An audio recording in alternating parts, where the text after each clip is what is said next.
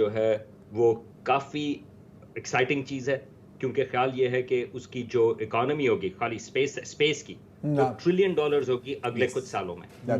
तो लोगों को बेनिफिट नजर आ रहा है। अगेन हमें हर वक्त कंपेयर करने की जरूरत नहीं, लेकिन मैं स्केल के हिसाब से बता दूं कि इंडिया के पास 140 इस वक्त स्पेस स्टार्टअप्स हैं जो कि इस वक्त इंडिया जो है वो सैटेलाइट लॉन्चिंग का जो है एक लीडिंग वो है पावर के तौर पे। 34 ममालिक के अब तक 417 सैटेलाइट इंडिया लॉन्च कर चुका है जी। नहीं, इनका स्पेस प्रोग्राम काफी जल्दी से खुद इंडिया के 14 सैटेलाइट जो हैं इस वक्त स्पेस में वो खालिसतन फौजी मकासद के लिए हैं। आर्मी के लिए अलग हैं, एयरफोर्स के लिए अलग हैं, नेवी के लिए अलग हैं। बहुत खूब। अच्छा, अब मेरे ख्याल से उन्होंने जो इन्वेस्टमेंट की है अपने लोगों पे साइंस एंड टेक्नोलॉजी में, स्पेस सेंटर्स में, उसके नतायज आज वो देख रहे हैं। एक सिंबॉलिक अचीवमेंट होती है किसी भी मुल्क के लिए। इससे पहले 3 ताकतवर मुल्क दुनिया में कर चुके हैं, अमेरिका, रूस और चाइना। अब शायद उन्होंने भी थोड़ा एक बैकफुट ले लिया है, क्योंकि इस पे पैसा बहुत खर्च होता है टैक्स पेयर का, इसलिए इस पे बाहर ममालिक में तनकीद भी होती है कि इतना पैसा आवाम पे लगाने के बजाय स्पेस रिसर्च में लगाते हैं। बट मेरे ख्याल से बहुत बड़ी अचीवमेंट है। और जैसे मैं कहता रहा हूँ, एक तरफ जहां पे बड़ी खुशी भी है उनके लिए कि उन्होंने ये लैंडमार्क अचीव किया है, अफसोस भी होता है, दुख भी होता है कि हम इस वक्त कहां खड़े हैं।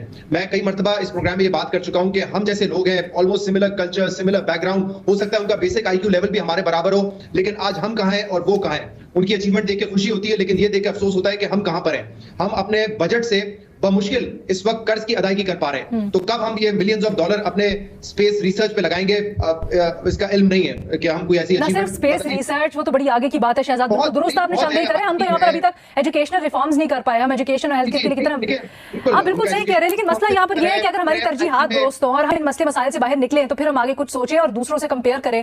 हम तो इस वक्त किसी पोजीशन में नहीं है हम साया मुल्क से कंपैरिजन करें, लेकिन इसके बावजूद उन्होंने ये लैंडमार्क अचीव किया है। हम हमारे लिए सीखने के लिए बहुत कुछ है।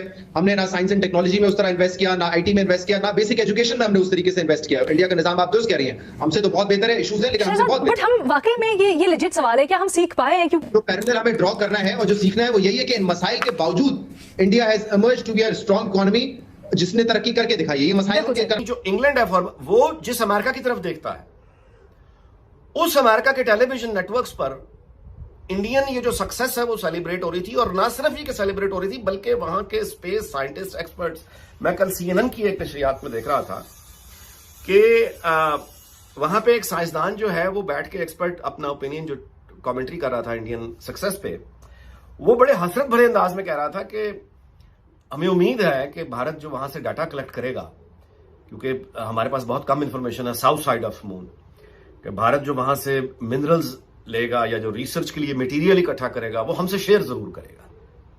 यानी हम ये उम्मीद करते हैं कि इंडिया अपनी तरक्की में हमें भी शामिल रखेगा। कमाल हो गया। मैं आपसे कहता हूं, एक मुल्क जो 75 साल पहले और इतनी बड़ी आबादी, और उनके यहां भी तकरीबन वही बुराइयां हैं जो हमारे यहां है, वही इंतहा पसंदी, करप्शन, गुर्बत वगैरह सब कुछ है, लेकिन तरक्की करता हुआ। अगर किसी दिन आपने चांद के ऊपर एक कॉलोनी बनानी है, ठीक है, तो पानी चाहिए। हाँ, ना सिर्फ पीने के लिए बल्कि पानी से आप हाइड्रोजन एक्सट्रैक्ट कर सकते हो और उसको आप फ्यूल के लिए भी इस्तेमाल कर सकते हो। और इसीलिए चंद्रयान के पास एक पूरी वो इक्विपमेंट भी है और एक रोवर भी है, और बल्कि वो रोवर अब एक्टिव भी हो गया है। तो फ्यूचर ऑफ स्पेस एक्सप्लोरेशन के लिए ये बहुत एक अहम बात है। अच्छा, अब ये तो बात हो गई चंद्रयान की। हमारा भी एक स्पेस प्रोग्राम है और भारत से पहले लॉन्च हुआ था, उसका क्या हुआ, इसके बारे में बात करेंगे इस ब्रेक के बाद।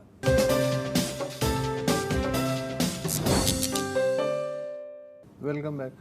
इस तरह की बातें करते हुए एक दिल से आह भी निकलती है, एक फांस सी चुभ जाती है कि हमारा जो स्पेस प्रोग्राम है वो हिंदुस्तान के स्पेस प्रोग्राम के मुकाबले में 1 साल बड़ा था और फिर वो बड़ा ही होता चला गया, और हम कहाँ हैं।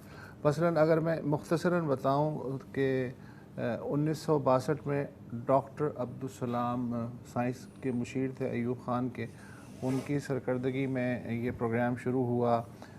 फिर उसके बाद पाकिस्तान एटॉमिक एनर्जी कमीशन के अंदर स्पेस साइंस रिसर्च विंग कायम हुआ। जून 1962 में सुनमियानी से पाकिस्तान ने पहला आजमाइशी रॉकेट छोड़ा था। पाकिस्तान के खलाई साइंसदानों की इब्तदाई तरबियत जो है नासा ने की थी, एक एक्सचेंज। वैसे आज बड़ा हिस्टोरिक डे है। वो ये है कि भारत जो है वो चांद के जो साउथ पोल है वहां पे पहुंचा है। इससे पहले अमेरिका, रूस और चीन जो है वो चांद पे पहुंचे हैं, लेकिन उनमें से कोई मुल्क जो है वो साउथ पोल पे नहीं पहुंचा। और मजे की बात है कि ये जो सारे का सारा जो प्रोजेक्ट था ये कोई इतना एक्सपेंसिव भी नहीं है, कोई $75 मिलियन का था। बल्कि मैं देख रहा था कि जो इंडिया की टोटल स्पेस रिसर्च के हवाले से जो प्रोजेक्ट का जो बजट है वो $1.5 अरब है, अमेरिका का $25 अरब है। जो हम पाकिस्तान में भी डिस्कस कर रहे हैं और बहुत सारे लोग कंपैरिजन कर रहे हैं कि जी अमेरिका, इंडिया चांद पे पहुंच गया, हमने अभी टाइम पे आना नहीं पहुंचा। इस वक्त जो सेलिब्रेशन कर रही है जी, जो इस वक्त दुनिया के इंडिया का जो चौथा नंबर आ गया है मून लैंडिंग में और पहला नंबर आ गया है जो साउथ पोल के हवाले से, तो जाहिर है इंडिया में एक बड़े पैमाने पे हो रहा है, सेलिब्रेशन हो रही है, पाकिस्तान में भी हो रही है। कुछ लोग हैं जो हेलो दोस्तों, स्वागत है आपका इंडिया पाकिस्तान न्यूज़ चैनल में। तो दोस्तों, जैसे कि आपने वीडियो में देखा, आइए जानते हैं वीडियो के बारे में। दोस्तों, भारत के चंद्रयान 3 के चंद्रमा के साउथ पोल पर पहुंचने को दुनिया के में इतना महत्व क्यों दिया जा रहा है, साथ ही दुनिया के कई बड़े देशों में चांद पर पहुंचने की होड़ हुई है। इसके पीछे कारण है कि चंद्रमा के गर्भ में छुपे हुए अनगिनत खनिज भंडार, जो कि बहुत ही ज़्यादा कीमती है। इसी कारण अंतर्राष्ट्रीय मीडिया में यह बताया जा रहा है कि भारत को इसमें 1 ट्रिलियन का फ़ायदा होने जा रहा है। अब इसरो के साथ काम करने के लिए दुनिया के सभी बड़े देश उत्सुक हो गए हैं। दोस्तों, भारत ने चंद्रयान 3 को चंद्रमा के साउथ पोल पर लैंड कराकर कीर्तिमान बना दिया है। यह कीर्तिमान कई दृष्टि से या अंतर्राष्ट्रीय मीडिया में अब यह कहा जा रहा है यह मिशन महत्वपूर्ण है। पहला ही यहाँ पर पानी है और पानी है को खोजना अर्थ यह है कि यहाँ पर जीवन बनाया जा सकता है, यानी पानी जो पीने के लिए और वह अन्य कामों के लिए बहुत ही ज़्यादा ज़रूरी है, और पानी से हाइड्रोजन बनाकर जो ईंधन का काम कर सकता है।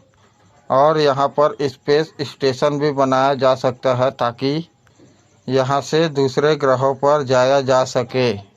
साथ ही चंद्रमा के गर्भगृह पर ऐसे कीमती खनिज पदार्थ हैं, छुपे हुए हैं, जिसको अगर खनिज के तौर पर वहाँ से निकाला जा सके, आने वाले समय में भारत को दूसरे देशों का मोहताज नहीं होना पड़ेगा। और इसके अलावा भी अब जिसका कब्जा स्पेस पर होगा वही दुनिया पर भी राज करेगा, क्योंकि स्पेस से ही आने वाले समय में दुनिया की सारी टेक्नोलॉजी का नियंत्रण होगा। इंटरनेट के कम्युनिकेशन के साधन पर नियंत्रण होगा। अगर भविष्य में कोई ज़रूरी आग पड़ी तो कहा जा रहा है कि चांद पर तो कॉलोनियाँ बनाई जा सकता है। इसके साथ ही चांद पर जो आने जाने वाले की ट्रैफिक है, भविष्य में बहुत से लोग वहां पर जाने की इच्छा जाहिर करेंगे। दुनिया की कई कंपनियां जब इस होड़ में आएंगी तो आने का जो खर्चा है वो बहुत ही कम होगा। तो इस प्रकार वहां पर दवाई के क्षेत्र में या ऑपरेशन या फिर दूसरे अन्य क्षेत्रों में बहुत सारे वैज्ञानिक अनुसंधान भी हो सकते हैं। तो चांद पर जो भारत ने साउथ पोल पर जो झंडा गाड़ा है, और इसकी कामयाबी के पीछे बहुत सारे आर्थिक कारण हैं, और यही कारण है कि भारत की देखा देखी अब कई देश इस होड़ में लगे हुए हैं। लेकिन कामयाबी मिलेगी कि नहीं, ये तो वक्त ही बताएगा। फिलहाल में ही रूस, जो पहले सोवियत संघ था, वह पहले भी चांद पर मिशन भेज चुका था, वह अब उसको कामयाबी हाथ नहीं लगी। उसका लूना 25 क्रैश हो गया। साथ ही इजराइल, जापान, ब्रिटेन जैसे विकसित देश भी चांद के साउथ पोल पर अभी तक नहीं पहुंच पाए हैं। तो दोस्तों, अगर आपको ऐसे वीडियो देखना पसंद है तो हमारे चैनल को सब्सक्राइब करें तथा वीडियो को लाइक करना ना भूलें। धन्यवाद। जय हिंद, जय भारत।